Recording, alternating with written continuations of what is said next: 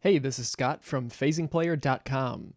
This is the first part of an interview that I did with Matt Eklund, who you probably know from Pax Transhumanity, but he has done other stuff too. And in this part one, we talk about some of that other stuff, including his upbringing and growing up with his dad, Phil Eklund, who has designed all sorts of weird, wild games. Now, my friend Mike, who has been on streams for Phasing Player before, has joined us in this interview. He doesn't have too much to say in this first half and really talks a lot more in the second half when we discuss Pax Transhumanity. But if you hear another voice, it's Mike. Anyway, why don't we get on with the interview? Also, how are things right now in Arizona in regards to kind of the current state of the world? I'm sure it's sort of upended your life a little bit, like everyone's. Yeah, it's I gotta tell you, it's been weird, but I have built a mini fortress in the suburbs, the way that many of us in the first world live, and are now telecommuting, and it's awfully easy. It seems like relative to many out there. Um, we build these houses and these swimming pools and walls and whatever else, and we never get to actually live in them. But now we've had the opportunity to actually spend some time here, and it's weird. It's very isolated, but it's cushy. It's pretty cushy. Yeah, that's a good point actually. Like I'm sure for a lot of people that work a ton, this is probably one of the first times in a long time they've had the chance to just like sit around and bask in the stuff that they own, you know? Yes. a lot of house projects and stuff like that. Home Depot is packed and things like that around here. Yeah, I'm sure. As far as like games go, do you feel like this has given you more time to like play or maybe even like design games than before? Because you work full time as a prosecutor, is that right? That's right. I would say has done the exact opposite. I would say that my creative efforts have almost completely been undermined by this.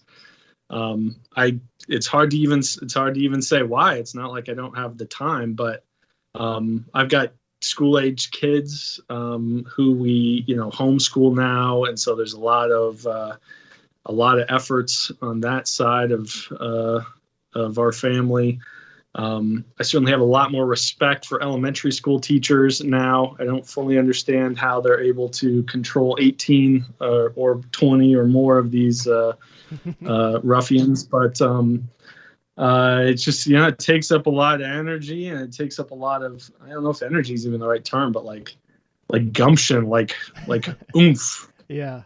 And so I really, the only game designing I've been doing in the last 2 months has been little game projects with my kids. It's just about it. Do you like? I mean, obviously, you and your father are both known for creating pretty like heavy, if not just heavy mechanical games, but also games with pretty heavy themes for the most part. Do you feel like maybe like this could somehow lead to you getting interested in publishing games for a younger audience? Like, is that an idea you've ever had, or any sort of interest you've ever had? Is it an idea I've ever had, an interest I've ever had? Sure. Have I made attempts to design lighter games? Yes. Have any of them been any good relative to, the saturated and thoroughly explored lighter game universe out there? No. So there's some really talent. Honestly, part of Phil's success is that he's trying to do things that other people are not trying to do. Mm-hmm. Like he has a very niche product, and he has had for decades, because they're really heavy projects. I mean, they're major endeavors to try to get off the ground sometimes. And so for those of us who are trying to work in this space, it can be intimidating. I mean, it can be really intimidating. Like when, I designed Transhumanity a long time ago, and it took years to get it to get it to publication, because it's so heavy. I mean, really, because it's so heavy, because it's so hard to get play testers. It's so hard to smooth out the edges and things like that for something that's a big project like that, I guess. Sure. And you can imagine that it's exponentially harder for something like High Frontier or something like that, which boggles my mind how he ever convinced anyone to ever play test some of the early versions of High Frontier. But he wins at this stuff because no one else is trying. I mean, really, he aims high, and so it takes a lot for someone to try to aim that high. Sure. Yeah, I know. High Frontier. Every time I play it, it feels like it shouldn't work. I feel like the game. I'm like, okay, I know this is like the 30th time I've played it, but it is definitely going to go off the rails this time. I know it, and it somehow doesn't. Which is certainly a very admirable thing considering the scope and scale of that game. But so I guess it's like, speaking of Phil's games, you grew up obviously with him in the house. I assume you played a lot of games growing up, and I'm gonna guess that there weren't like, Monopoly, Candyland, stuff like that, at least not exclusively. Yeah, no, that is 100% true. In fact, I'm struggling to remember ever playing Candyland or Monopoly, although I'm sure that we did at some point. But one of my earliest memories of my dad, he had a drafting table, and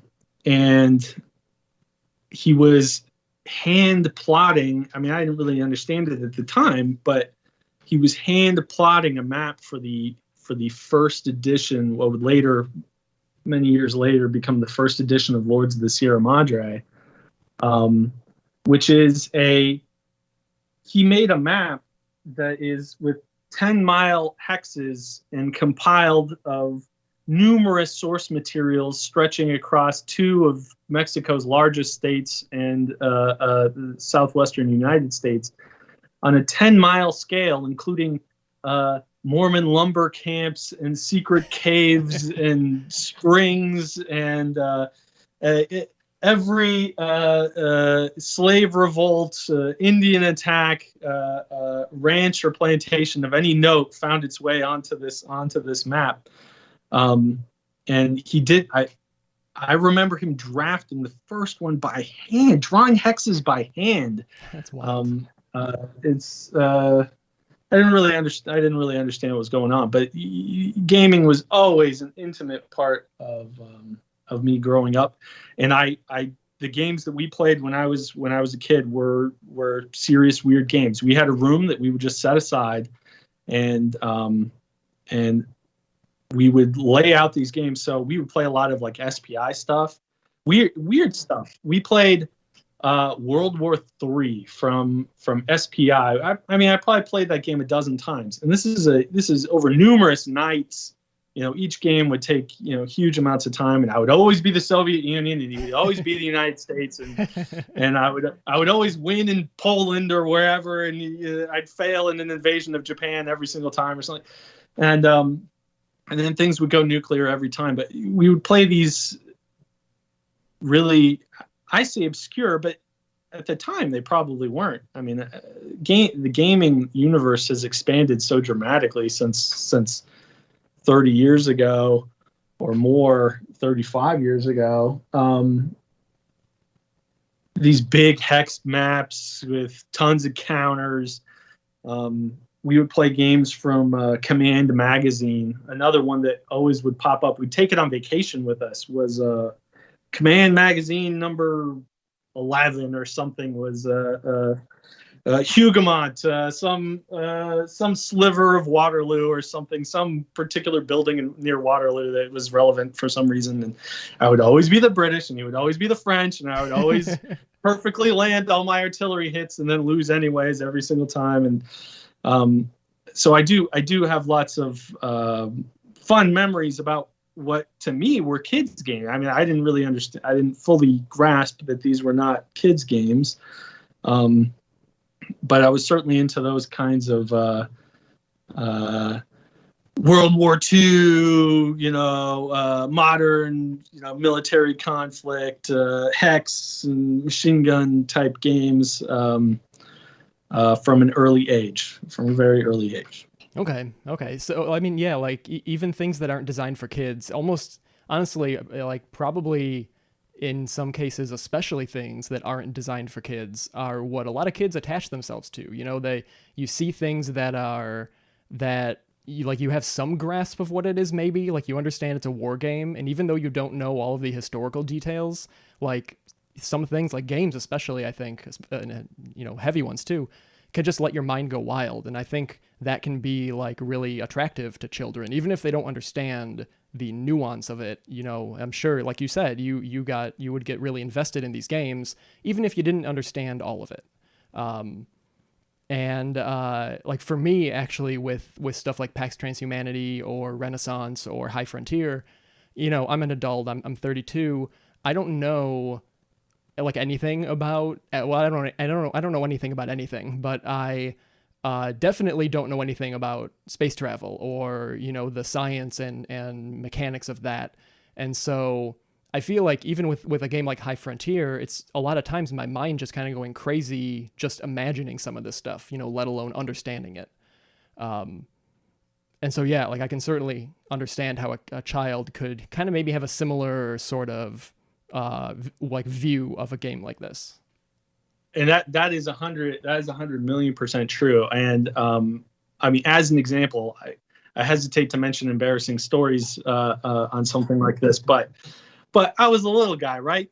I understood, the general idea that the Germans in World War II were the bad guys. I had that sort of general understanding, right? But I certainly had no even vague education or grasp on, atrocities and things like that, or what a swastika means. Like I didn't have. All it meant was which team it was on. Was sort of the only thing that I understood it as. And in first grade. We had a project where we were supposed to draw a particular animal or something, and it was supposed to line up in a way that they could cut all these things, and then you could mix and match the animals together. Okay, so you make is this going where I think it's going? Its head has yeah. I mean, basically, I drew a Nazi like war machine with like claws and machine guns and like treads and stuff. And I got it talking to, and I didn't. I mean, I knew it wasn't an animal. I knew I hadn't succeeded at the intent of the whatever, but yeah, it took many years after that for me for me to look back on those things and like fully understand like why they were so upset about these certain things. Yeah, it's just some lines going in like sort of a circle. Who cares? But okay, I get it. Okay, exactly. Now I understand. Exactly. Swastika is it implies something, certainly. It carries some energy. Right. So I know you've also I had posted some pictures of Insecta First Edition on Board Game Geek not that long ago, and you had commented about how you have memories of helping cut out the like little bug rings to use as pieces in Insecta. Were you tasked with like helping out with the Sierra Madre Games kind of productions early on, where like was that a family bonding moment? 100%, absolutely.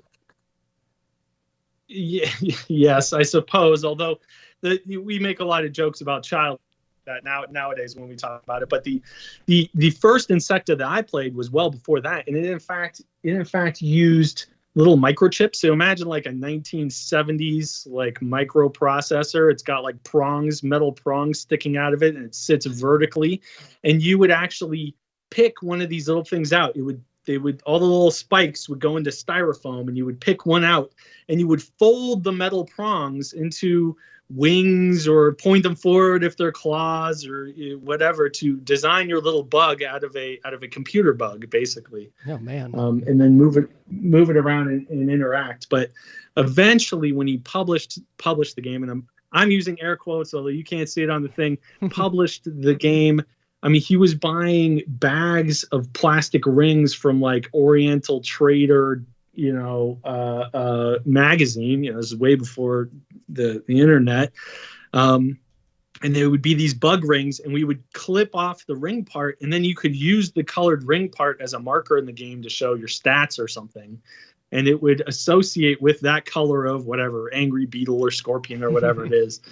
And but that was only a small. I mean, there were lots and lots of baggy stuffing days, or his early games were all hand-mounted cardboard counters. So he would print out these streams of counters and then cut them with a paper cutter, and then we would have spray-on adhesive, and we have to fold them carefully over the little strip of cardboard.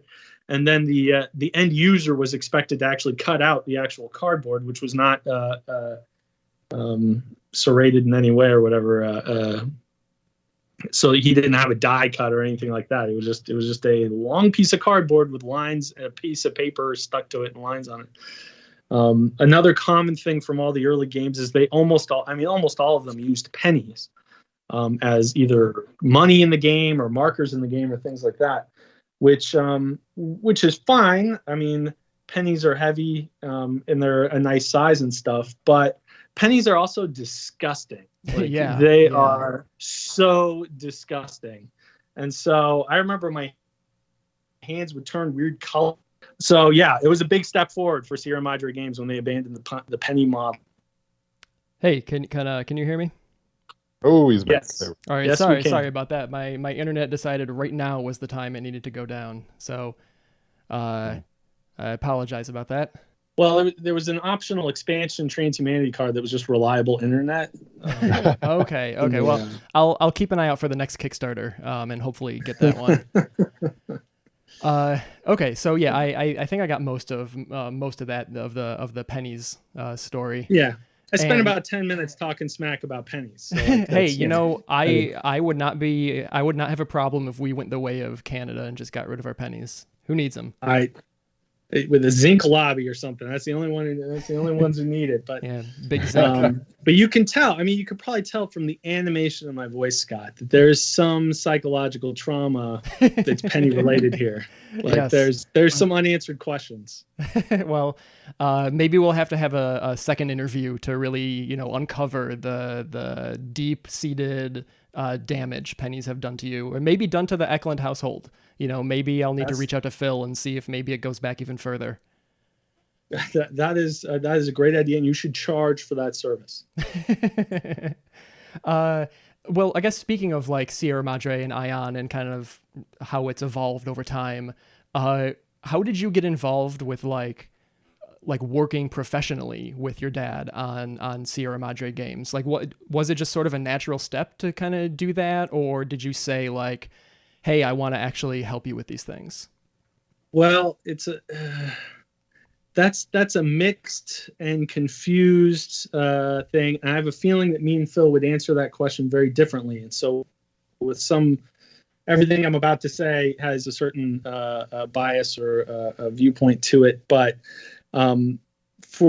for the vast majority of Sierra Madre's existence, I was just sort of an enthusiastic intern who was not paid for my services. In fact, if I remember correctly, I think I actually paid money to invest in one of the early Insecta editions or something, and I think I eventually made that money back even 10, 20 years later or something. I don't recall the details, but we would I was certainly dedicated to Sierra Madre games. I was impressed that he was able to survive his first serious sojourn into the board gaming world, which was Lords of the Sierra Madre second edition, with Decision Games, right? With Decision Games, which was had a lot of problems with that deal and that publication and that release. And I honestly thought that was probably the end for Sierra Madre Games, but he kept working on it, and he found more reliable, interesting, and viable partners for his endeavors. But you talk about, High Frontier and how hard it is to imagine that. How does this game get balanced, or how do we do these things? I mean, there was a time where we were playing High Frontier like every night we would sit down and play High Frontier, and the variations of High Frontier are absolutely wild. I mean, I'm sure Phil still has files, I don't know, left from some iMac or something back in the early 2000s that show some of the things that High Frontier went through. There was a time where he was using little hex-shaped tokens that would fit together to try to build your ship. There was a time he completely rebuilt the map. The map used to be an area movement type thing. We would play High Frontier like all the time, and in fact, I talk about my penny scarring. And by the way, if you want to Google like penny phobia and figure out what that term is, and let me know that'd be good to know. But there was a time where I played enough High Frontier that it actually like twisted the way that I saw the night sky, and it made things seem closer, and it felt kind of agoraphobic. Like it felt like I was going to like fall into the sky. But when you're dealing with sort of the actual physics of these missions, and then you comprehend in your brain that like actual humans have somehow managed to actually send little robots out into this vast dark abyss, and you just repeat that just over and over again, it really changed the way that I saw the night sky. It was a really visceral effect. I will say that that I've heard through. I've done a little bit of reading into astronomers of history, and that is a feeling that that is not unique to people who start to consider and think about space in that way. So it's interesting for you to say that a board game brought that up. Yes, but it could have just been another repetitive stress fracture of my brain or something like that. But that's a good point. So currently right now, what is your relationship professionally with Sierra Madre / Ion? Because like, I didn't answer your question. Yeah, are you? I'm good at not answering questions, by the way. So you're gonna have to stay. I love that stuff. I mentioned I recorded an interview with someone recently, and like it's 90% tangents, and everyone I've heard that's listened to it has been like, "Dude, that was awesome. I would love to hear you guys talk even more." And your upbringing with games and how they affected you personally, I think is very much on topic. Fair enough. With that being said, I'll fast forward to when I actually got a product that had my name on it in any meaningful way. So not including Kriegbot, which is a project that I'm sure we can talk about later. But Pax Porfiriana was the first time that I made a design that I submitted to Phil that was actually successful, like was published and was successful. And that sort of changed our relationship, in as much as now I was interested in actually getting my name out there in the universe, and trying to actually design games that other people other than just my immediate friends with my little print and play things that every game designer has and has had for decades, actually getting stuff out there. So I went, and I gave him Porfiriana. Okay, so that was 2012. No strings attached. Needed a game to publish. Yeah. So 20. I'm not going to be able to answer years very effectively, but sure. I'm cheating a little bit. Right. I have a lot of the stuff written down. So, yeah. Okay. So wow. So Porfiriana then was sort of the first you putting your foot down as a, like, I'm putting out games as part of this company now? No. So what happened was Phil needed a game. Like Phil needed, I don't remember, he was publishing one game a year or something, and he had an off year, or he had, I don't remember what project stalled or what project went over, and he needed a game, and he said, "Hey, do you have anything?" And I said, "Well, I do," and I gave him Porfiriana, and some weird. I mean, it was the amount of time that Porfiriana was thrown together is so wildly short compared to every other project that Sierra Madre, or I'm sure Ion, or any other reputable game company has ever put together, is so insanely short. And you can, Phil did all the graphic design himself, maybe on that same iMac from 2004 or whatever. And it was not super play tested, I'm sure, compared to many of the other projects, and it just sort of went out there into the universe. But it was a design that I had worked on very hard, and was not this was not even an idea that was an original idea with me. It was Jim Goot, who was a previous business partner of Phil's with the original Lords of the Sierra Madre, who even came up with the weird idea to try to translate one of Phil's Lords games into a more eco or a Euro-friendly, cube and money situation. That's how Porfiriana came about, but it became successful. I mean, it became successful. It was weird. It was maybe at the time the most successful Sierra Madre product. And so it was after Porfiriana that, I started thinking that, hey, that was cool. That was that was kind of cool.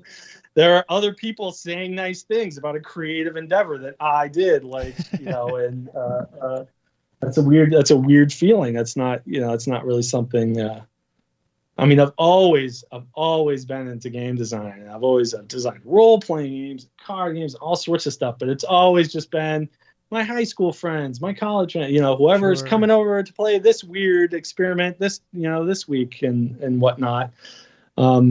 Sure, you're designing board games, but you're not capitalized board game designer. Absolutely, yeah.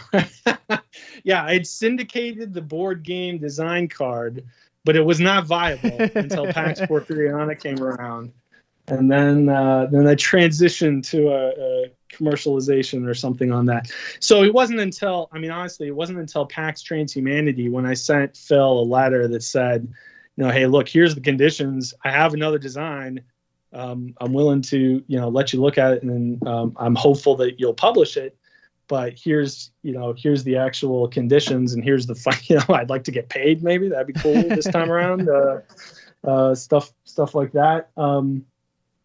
So Transhumanity was really the first step in that, and then all of a sudden, Sierra Madre Games partnered with Ion Games, which has been great. It's been absolutely great. But as usual, it came wildly out of the blue. Phil, had moved to Germany by this time, had minimal contact with me about any of his business decisions or anything like that. And so that's it. Really, I got one product. I mean, if I was coming onto this call to try to push one product because I need to make some money, Transhumanity is the only one that I have a financial interest in. Of all the things out there, Transhumanity is the only one that I'm financially attached to. Okay, so are you like officially part, like professionally on paper, part of Sierra Madre Ion in the way that like Phil is, or are you just an outside designer that has a connection? I think I'm an outside. I believe I'm an outside designer with a connection. They took over they were very gracious, took over all the terms of the original deal that Phil agreed to. They're really wonderful to deal with, and they have a certain niche. I mean, they have a very similar audience and niche, perhaps, as Phil does, and they can kind of capitalize on certain, interactions between their products and things like that. But certainly one of the big advantages is that Phil can concentrate on what he does best, is just designing games. He was never, once again, I think he would agree with this, he's never a great businessman. I mean, he never made a lot of money with Sierra Madre Games. I hesitate to imagine any year that he made profit, or substantial profit with Sierra Madre Games, although there might have been some in there. But now he's a designer. He gets paid to do what he does. And then somebody else who's a lot better and more efficient at marketing, publishing, and all these other things can take over all that overhead. So that's pretty cool. Sure, yeah. So I guess then my question would be, if you are putting together a game or designing something, do you feel sort of like obligation to pitch it to Ion and Sierra Madre first? Or do you feel like if you designed something that didn't have like a historical or at least like grounded reality sort of background or theme to it, do you feel like you maybe would try to self-publish or go somewhere else? Or do you feel like you're committed to sticking with the publishers that you know? This is a dangerously on-point question, Scott, that makes me wonder whether you got my phone tapped or something like that. Because honestly, the reality is that I do have a project waiting in the wings that doesn't fit the traditional, certainly the traditional Sierra Madre Ion, perhaps audience or game type. I have pitched it elsewhere, unsuccessfully, but not. I've sent it to one place unsuccessfully, and I'm debating about where to go to next. And it's still any interest on any details on what the game might be, or is that something you're not ready to talk about? And it's fine if not. I'm not gonna pressure you. I guess I'll say no, just because I don't. It's not a secret. It's not like a top secret project or something like that. But trying to explain the basic of the idea of the game is almost certainly damaging to my any efforts to try to get it published, because if I describe it, it'll sound impossible or at least improbable, and so negatively. Why don't we can get off the subject, and maybe in private I'll pester you for some information, some privileged information. There you go. Let's do that. But you're saying it sounds improbable or impractical. Well, why don't we use that little segue to go to what Board Game Geek calls your first credited design, along with Phil, which is The Artifact in 2001. Which I think a lot of people would call an improbable, impractical design. Oh, yes. Yeah, absolutely. So The Artifact, what year did they say it was? 2001 is what Board Game Geek says, and it puts you and Phil as the designers. Okay. So, first of all, everyone should know The Artifact is built, not based. It's entirely built on the nuts and bolts that were created by Fat Messiah Games, Neil Sofji and Mike Wasson. Back in the day, were friends with Phil, partners with Phil in some of the early Insecta publications. This was I don't remember the years, but we're talking about the 90s. Neil Sofji and Mike Wasson had a game company, and they were based out of LA, called Fat Messiah Games, and they had a number of publications, and they co-published Insecta. But one of their by themselves publications that I think predates Insecta was a game called The Last Frontier: The Vesuvius Incident, which was a game that was a solitaire game that sort of capitalized on the success of the Aliens movie, so the second one. Mm-hmm. And it's a game that involves space marines storming onto a science vessel that's in a decaying orbit, and they need to confirm crew kills. They need to make sure they know where the crew ended up, if they find body parts or whatever, and add them up to the correct number of crew, and then get out of there. And they were selling that game as a Ziploc game, of which Sierra Madre Games was all Ziploc games back then, I think. Mail order Ziploc games, sell them at game conventions and things like that. And what happened was Phil came up with, and I should mention, because I don't think it's well known that Phil was an elite GM. Like, he was an elite role-playing game master, dungeon master, whatever you want to call it. Interesting. For most of my childhood, he was brilliant at it. And a large part of I mentioned, the board games that we played, but I played a huge amount of role-playing games, of which the biggest and most important one was unsurprisingly based on Lords of the Sierra Madre first edition. It used the same map, so you would travel around the map on these 10-mile hexes with this survival chart that you would roll on. Was that Burros and Banditos? Exactly. Burros and Banditos. Okay. You might be the first person to say that term on air, Scott. I'm not sure. Hey, you know what? I'm trying to break ground here with Phasing Player. This is an obscure product. I think he might have sold. I don't know. He might have sold that game once or twice. And I have a vague recollection of some sort of weird expanding accordion envelope that he would fill with. I mean, once again, I mentioned that Lords of the Sierra Madre was meticulous. Hundreds of cards, 200 cards or something like that, of all sorts of different bizarre historical individuals from the time period and location, 10-mile hexes, encounter tables and things like that. But Burros and Banditos took it to a whole nother level. So there was, for example, a settlement book. So this is a Wild West role-playing game.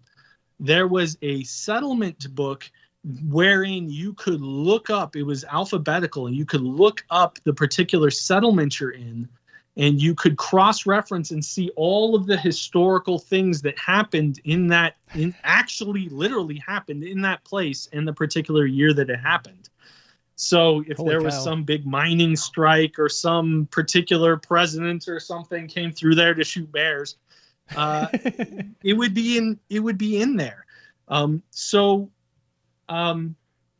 Super meticulous. And the whole purpose, I mean, the basis of the game was so free spirited. I mean, you're trying to get a job. I mean, the whole point of the game, you don't have these like organized like super parties who are trying to face off against epic villains and have one big fight at the end of every session or something. You get into these complex things of trying to hold down a job, and then maybe you steal some dynamite from your employer, and now you're on the run, and whatever, and then you get mixed up with revolutionaries because you got spare dynamite, or an absolutely insane number of adventures, and also somewhat unique in its total lack of regard for player survivability. So I've mentioned the meticulousness of the of the settlements and the maps and the movements and things, but his combat, which evolved over many years, the combat system in the game evolved over many years. But I remember he had this handmade giant. I mean, it would be a huge folio that would take up most of a desk, but you would fold it in half. That he had hand printed these things out or hand scribbled them in some cases, and then pasted them onto this folio that you could open up to look at all the different combat charts and all the different things. It would have it mapped out. Hey, when did germ theory come along? When do we have quinine? Jeez. All these different things. So weirdly enough, getting shot in the Old West, kind of a negative thing to your survivability, regardless of who shot you or with what. And so characters would go down left and right, and we'd be restarting new missions and new places and new adventures and things like that. But it really made it feel, like you were there. I mean, it was very evocative in a way that I think many role-playing games have sort of lost nowadays. I'm not in the role-playing scene anymore, but I certainly know that at the time that I was, role-playing games were really moving towards a sort of storytelling. Hey, this is a mutual contract between players and GM to tell this grand tale, and this, that, and the other thing. I've always had sort of a negative view of that only because I was able to see, really epic positive outcomes in the exact opposite, like dice determining life and death on a daily basis, grinding things out in a vicious, horrible world that's trying to kill you at all times. Sure, it's a sort of almost like the advanced Dungeons and Dragons systems of like the first edition, second edition AD&D is also a super deadly system where you're like, I think the first edition even recommends not naming your character until they get to level 3 or 4 because they'll probably die before then.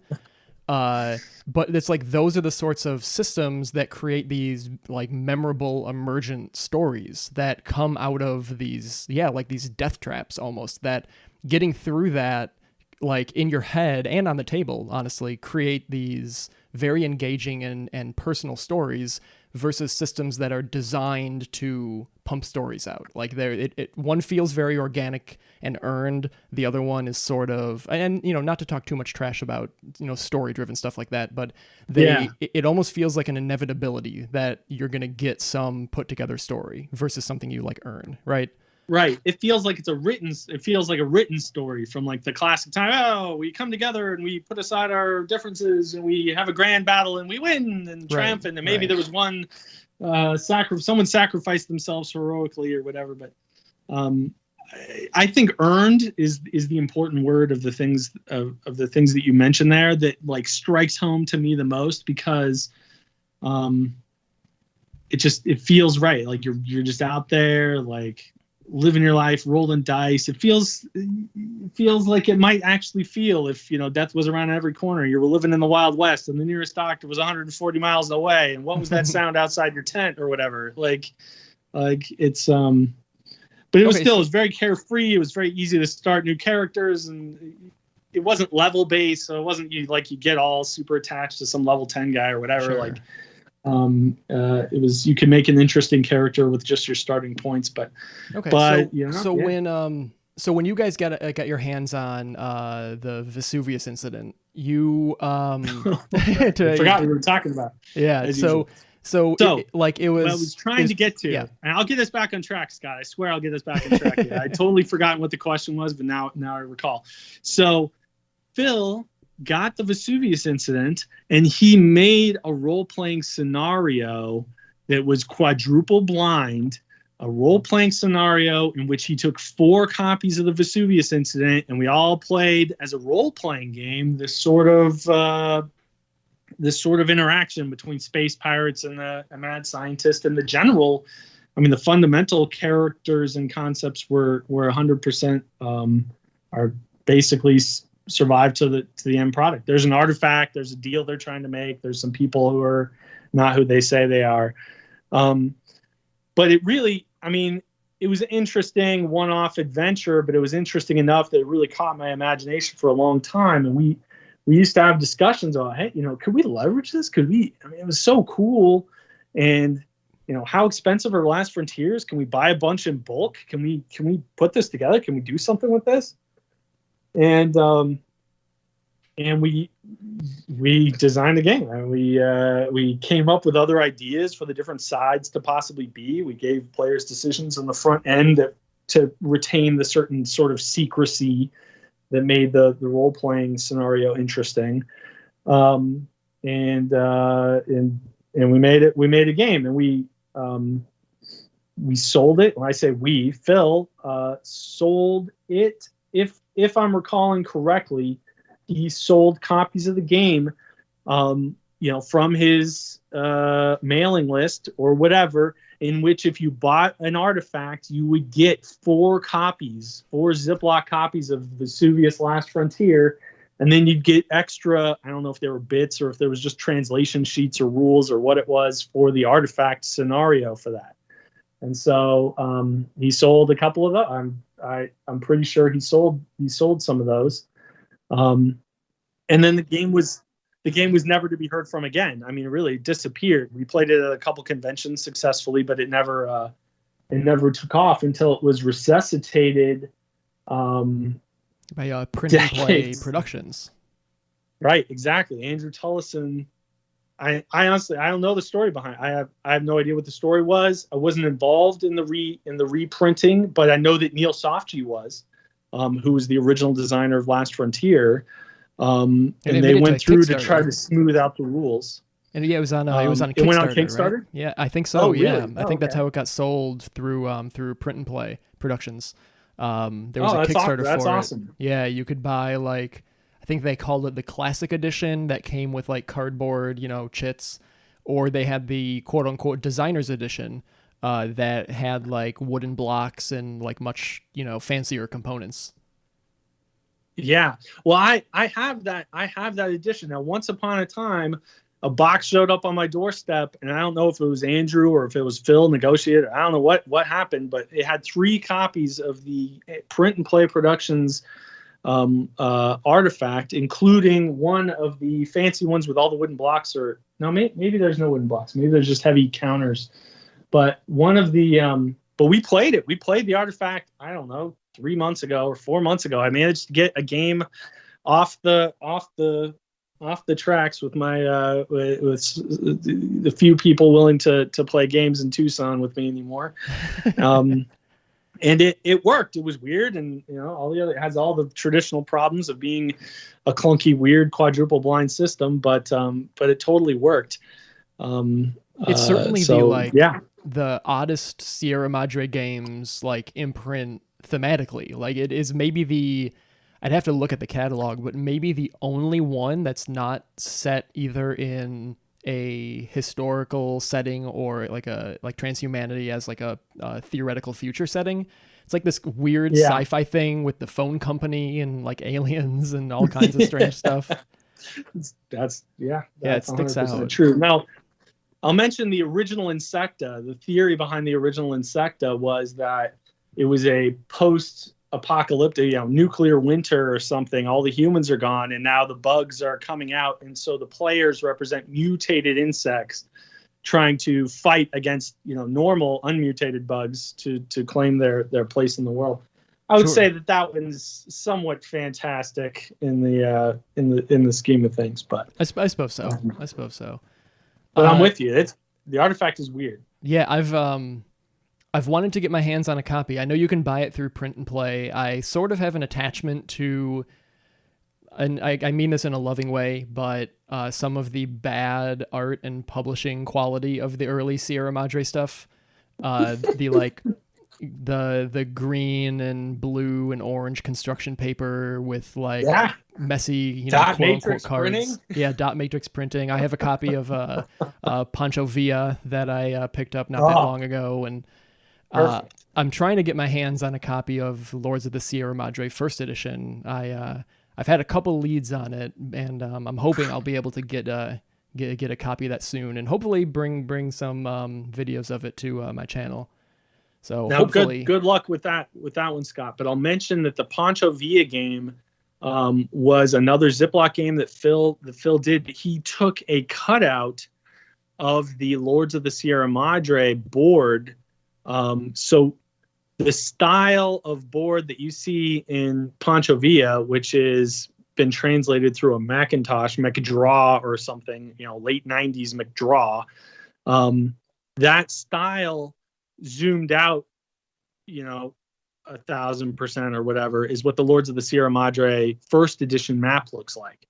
So it's that same style of like interlocking hexes and weird little terrain things or whatever. Sure. Yeah. Well, I dream every night of getting my hands on a copy. So that and the actually impossible to get First Edition Rocket Flight made with grease pencils is my I don't think there's more than one copy.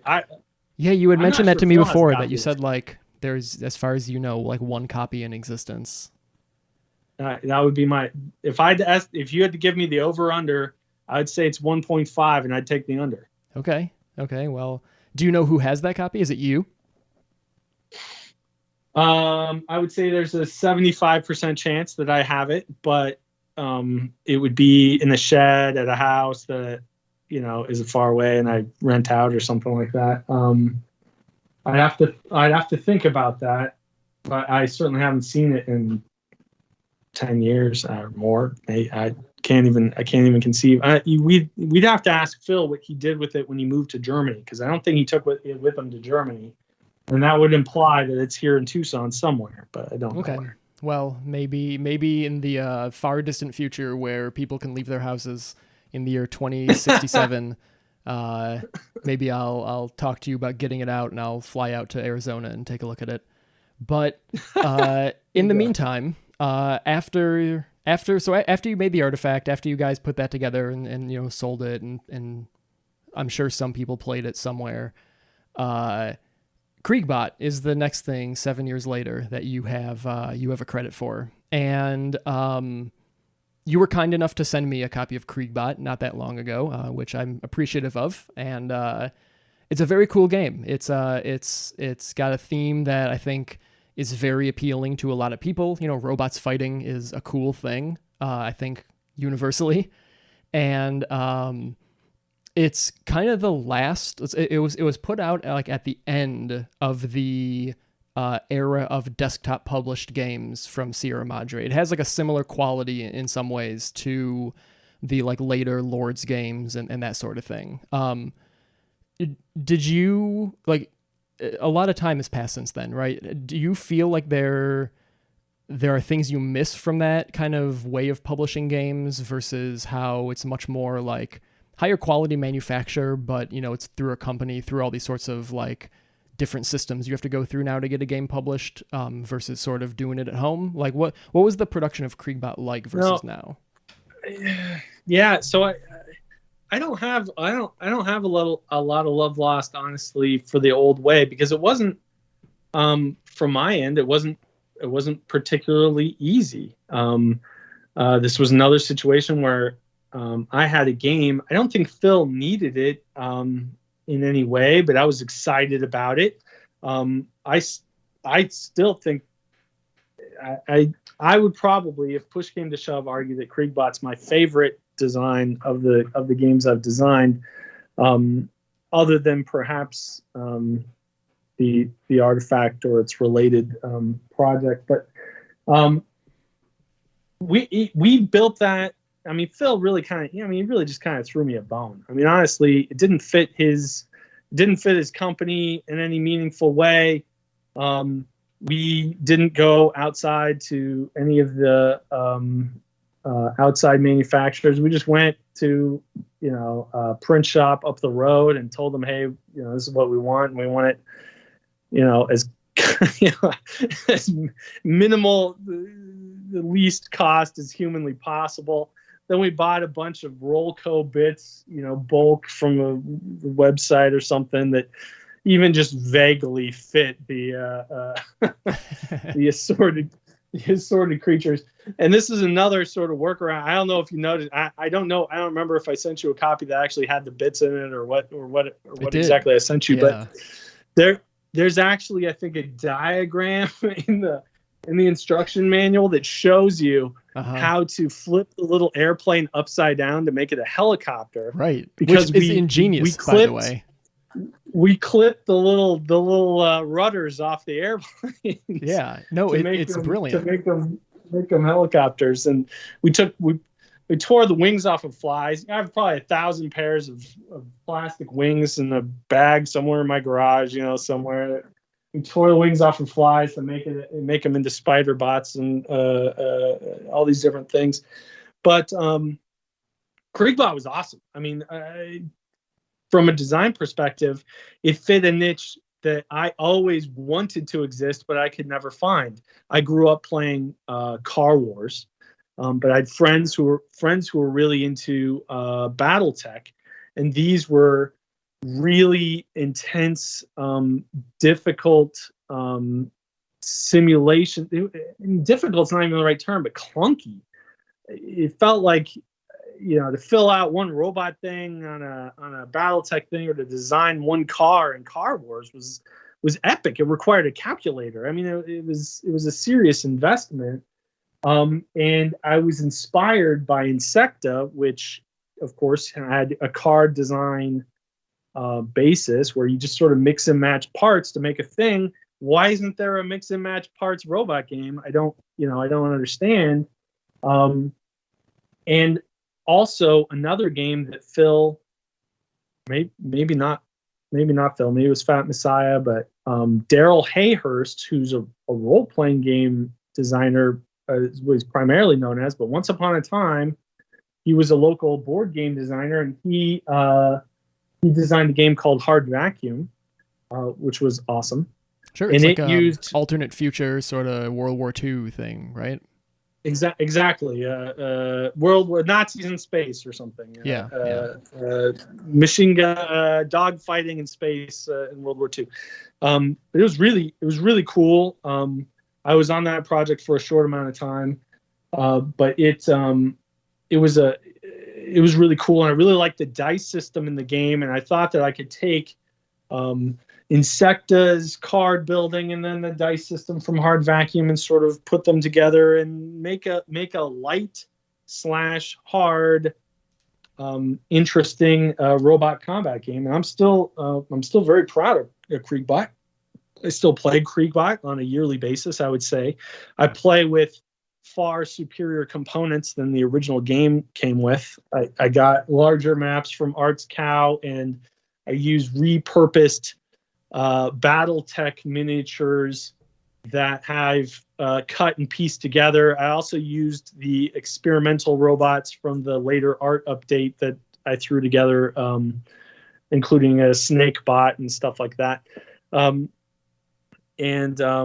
Kriegbot's awesome. It really is. But there was no hope. It was dead in the water with respect to Sierra Madre games, because the audience for Sierra Madre games, certainly at that time and even now, I'm sure, was certainly not interested in a light futuristic robot fighting game.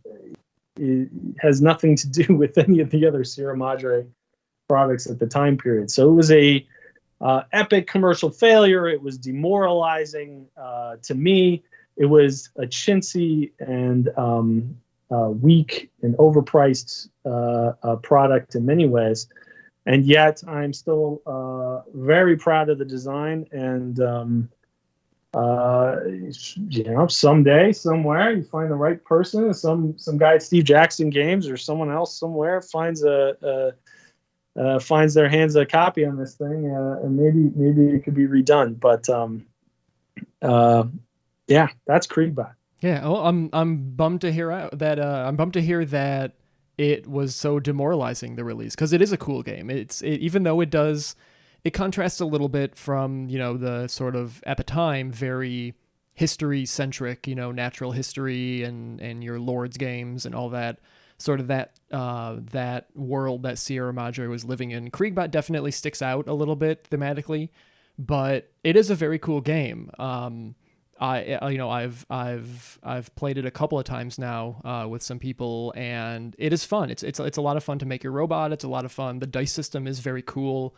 I understand why you would kind of see that dice system somewhere and try to use it in a design, because it is a cool little design. The exploding dice and the 0 to 5 and all that. And can I take a moment to address some criticism of the exploding dice concept? Because this is I hesitate to use your forum to talk smack about criticism of my games, because please it's probably just me being a jerk. But there was a lot of criticism. Hey, I can roll 24 on one die, okay? Because the system, if you're not familiar with how the exploding dice system works in Hard Vacuum or Kriegbot, it's a 0 to 5 dice. So the dice are marked as 0 to 5, but if you roll any 5s, you get to add a die for every 5 that you roll. And that's true. I mean, that's a fundamental truth, right? I can roll 24 on 1d6 or whatever, and that's great. However, for the value of the number, so for a single roll in Kriegbot tells you a lot of information, but adding up all the dice only gets you a did I hit or did I miss answer. It's a binary question. It doesn't matter if you roll 20 more than your to hit, target number. It's irrelevant. So congratulations, you rolled 24 and you hit. If you'd rolled a 5, you would have hit.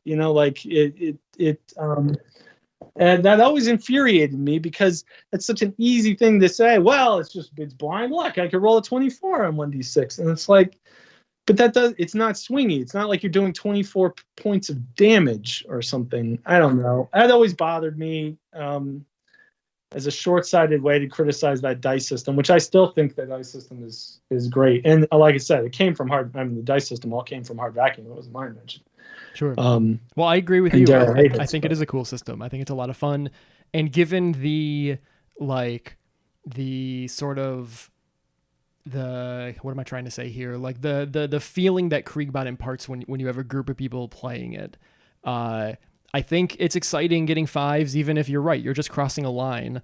If you cross the line by 1 or you cross the line by 100, it doesn't mechanically change anything. But it is still, it's a lot of fun rolling those 5s and getting more dice and more dice and more dice. I think it adds to the game. I think it's a good system. And I am happy that you put it into the game because I've played the game and I like that system. Great. Thanks, Scott. I won one person in the world I've successfully convinced of my viewpoint on exploding dice. Well, before COVID-19 kind of changed the world a little bit, I was hoping to have some Kriegbot plays on Phasing Player. I was coming up with ideas and rules for like a tournament to run over multiple videos, and it unfortunately has been sidetracked. But in the expansion, there's a scenario that involves rival apocalyptic gangs, which can retrieve the parts that are left on the battlefield. Ooh. So that if you win a scenario, you get to keep all the pieces that are still not destroyed that are left on the battlefield, but slowly both sides start to run out of parts because stuff's getting destroyed in every fight. Sure. And that's a campaign that we ran for a while, and that may be interesting, although it depends on how many sessions you're running or something. But it may be something worth looking at because it's a neat idea. Okay, great. So you came back to Kriegbot twice. In 2009, you put out an expansion, and in 2011, you put out new art for the game on the Yahoo group. So you said that it was kind of a bit of a failure in some ways, at least like in terms of revenue and reception. So what was the impetus for returning to it on 2 occasions? So the reality is that we never, and my memory is not great on this point, but my recollection is that we got advice, or I got advice. Someone got advice that was good advice. That was, hey, look, you've already got like 3 expansions built into this game. It's got way too many pieces, way too many choices for the players. You've already got a bunch of expansions in, so you should cut some of this stuff out, sell it separately as an expansion. So by my recollection, the Kriegbot expansion was all printed and designed at the same time as the original Kriegbot. That may not be entirely true. It's possible the rules got tweaked or certain things got updated. And they included Phil's primary contribution to the project, which was the power cores. His general idea that tracking your battery levels and electricity on these bots might be cool. And it was. And it also included some of the more exotic some of the more exotic cards in the game, some of which based on real defense projects that were in play at Raytheon, the defense contractor at the time, and some of which were entirely fantastical. But the Kriegbot expansion went out just because it was already ready. I mean, it was already done. It may have already been printed, or at least some aspect of it may have already been printed along with the original Kriegbot game. So it certainly was not it was not this game's going great, or we can resuscitate this game or appeal to a wider audience by adding an expansion. The expansion was already designed.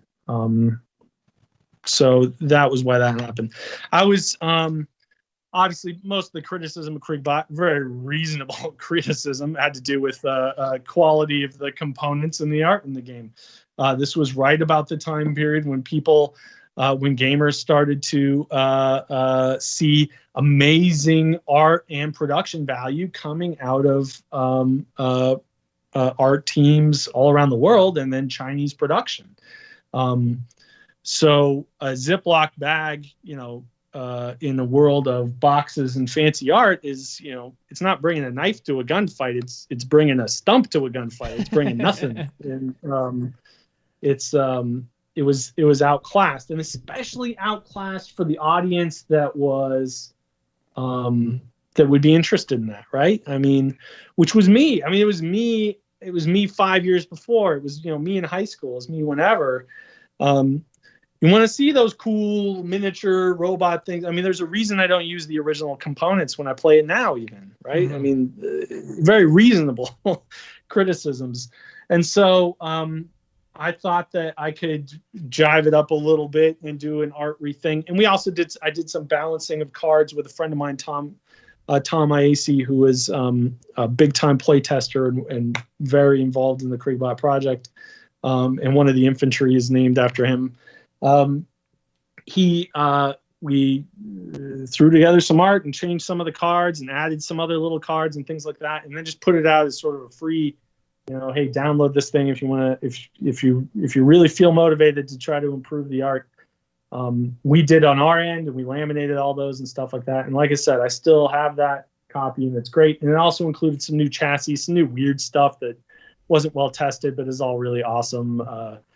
Teleporting orbs and orbital strikes and stuff like that. Some of that I had pulled off of the Yahoo group before Yahoo decided to do away with some of their group stuff.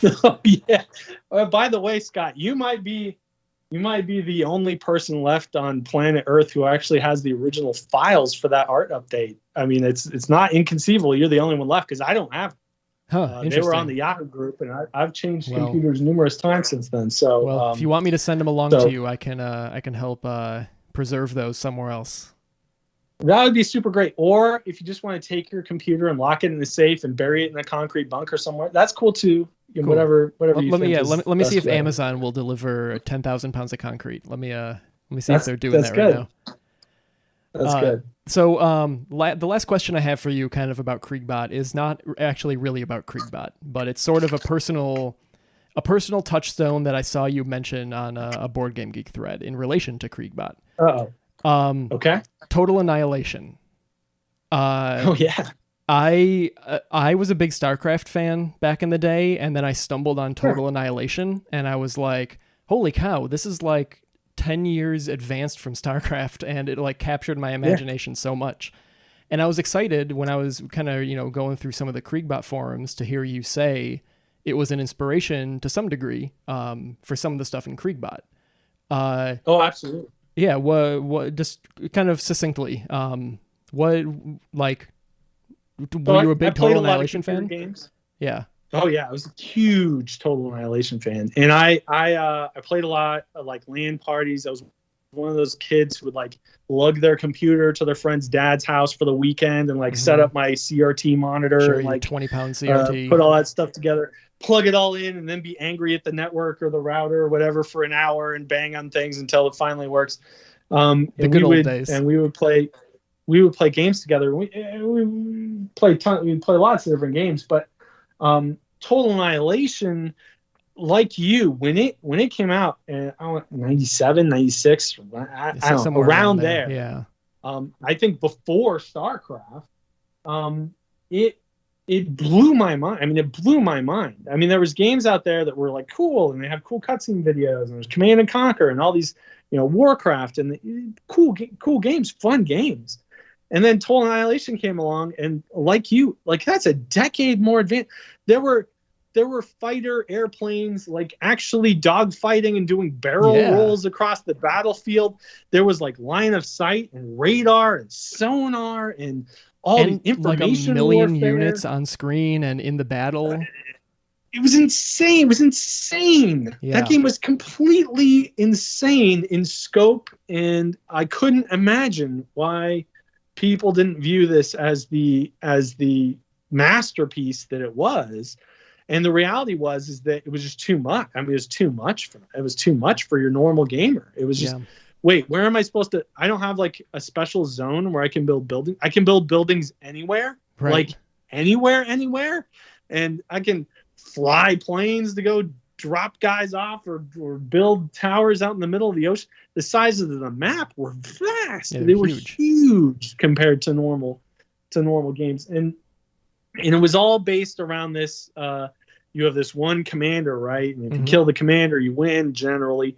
And so in Kriegbot, I mean, certainly one of my favorite scenarios in Kriegbot is just kill the human, right? Each team has one human pilot and a bunch of AI robots who will throw themselves to the wolves to keep that pilot alive. It sort of borrowed some of those elements, but certainly many of the weaponries or the ideas of line of sight and radar and painting and status is mattering and your mini map mattering. All of those were percolating in my brain at the time that I made Kriegbot, and I'm immensely impressed with Total Annihilation, and really it hasn't gotten better. I mean, there's been tons of sequels, but it hasn't fundamentally improved on the original game, and that's because the original game was so insanely ahead of its time. Yeah, they did what was the spiritual successor, like Planetary Annihilation or something like that, or God, yeah, they had some. It might even be some of the same guys or some of the same companies doing some of these things. Just didn't get me the same. My kids play one of these Annihilation games. It might not. I don't remember which one it is, but it's still cool. But it's the same. It's incredible. 20 years later, it's the same game. Yeah, that's how good it was back then. That's incredible. Cave Dog Studios or something like that. Yeah, that was just amazing. Just they were even doing free DLC before DLC was a thing. Like you could go to the Cave Dog website back in the day and download new unit types. That's right. Yeah. That's absolutely right. And they also had an expansion that was incredible, the core contingency or whatever. Yeah. But those are that's an inspirational. Like, I wanted to be part of the Cave Dog team, right? Like, whoever did that, I wanted to be part of that team. That was amazing. They made a second game. I don't even remember what it was called, but it was somewhat fantasy based, and it crashed their company. It completely ended their run. But that original game was just so incredible. It was really moving and really inspiring. And if we want to talk about video game influences, I should mention that Alpha Centauri by Firaxis blew me away. I mean, it blew me away, and inspired many of the ideas and concepts in the Transhumanity cards. Okay, interesting. Just the tech tree in that game alone was amazing. But the idea that you could be playing a civilization game in the middle of a story, in the middle of whatever, it's just incredible. What a masterpiece! What an incredible piece of work! I would have loved to have been there when that was being put together. I mean, what? You just, as a creator, you're just in awe at these things. And of course, at the time I wasn't a significant creator. I was just your Joe Schmo consumer. But I knew, on a fundamental level, this was better than, all the other Civ style games and things like that. Yeah, and oddly enough, with Alpha Centauri, something they didn't really return to until 5 or 6 years ago. Alpha Centauri was a spin-off of Civ 2, Civ 3, and then they went right back to Civilization and did 4 and 5 and, console spin-offs and all sorts of stuff, and then eventually returned to Beyond Civilization, and it just wasn't good. It was still... they were playing catch up to Alpha Centauri. And it's crazy how stuff like that happens, like with Total Annihilation or Alpha Centauri, those games specifically, how it comes out, it is this super, super ambitious game, kind of janky in some ways. If I'm being honest, Total Annihilation's a bit of a janky game, but it has all these ideas in it and all of this ambition. And then at some point, someone looks back on it and says, hey, this was kind of incredible. Why don't we take inspiration from it? And that inspiration, that product often ends up being the thing that takes off. You have to almost have a sacrificial lamb that tries something crazy, fails, but inspires the right people to make something incredible, I I think there are lessons to be learned. I think ripples. I think Alpha Centauri, I'm sure Total Annihilation sent ripples out into the world that have changed and affected numerous people out there. Had to have looked at and respected those games, just not enough to make them commercial successes or whatever. And that's awesome. And there's no, I mean, I'm sure that there's dozens of video games that had that same effect on many different people that, you know, maybe not, it didn't land the same way as it did to me, but creativity is a weird thing. You don't really know where this stuff boils together or comes from. Okay, well, that is going to do it for part 1 of this interview with game designer Matt Eklund. If you guys enjoyed it, I have more stuff on my YouTube channel, youtube.com/phasingplayer, if you're listening to this somewhere else. Or I'm also on SoundCloud at soundcloud.com/phasingplayer. And if you really like the show or any of the stuff that I've put out, consider a donation. Go to phasingplayer.com/donate for a handful of options available to you. Anyway, it's getting a little late here at the time I'm editing this, so I'm going to go to bed, and I hope you guys enjoyed it, and I'll see you next time.